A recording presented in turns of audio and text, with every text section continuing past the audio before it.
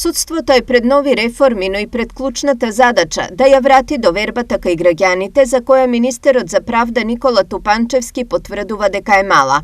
Има информации, повеќе меѓународни фактори констатираат дека е ниска довербата во правосудството и тоа треба да се земе факт или треба да се земе како поттик, мотивација за подобрување на состојбите на тој план. Кога судството ќе се докаже дека е во функција на законите и дека конечно имаме чесен суд и чесни судии.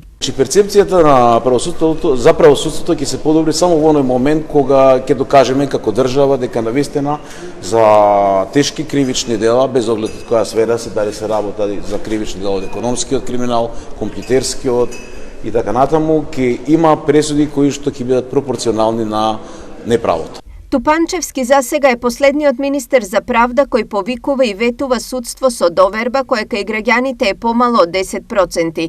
Не толку одамна силно беше промовиран така наречениот ветинг, односно прочистување на судството, но тој никогаш не беше применет, исто како и новата методологија за оценување на судиите. Зошто? Тоа значи пропис подзаконски акт донесен година и пол наназад и од необјасниви причини беше неприменуван.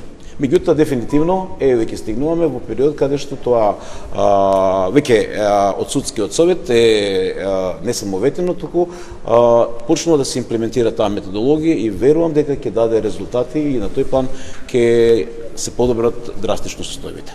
Во однос на бројот на судии во државата, Тупанчевски не се согласува дека судии има малку, бидејќи европските стандарди предвидуваат по 21,5 судии на 100.000 жители, а Македонија во моментов ги има многу повеќе.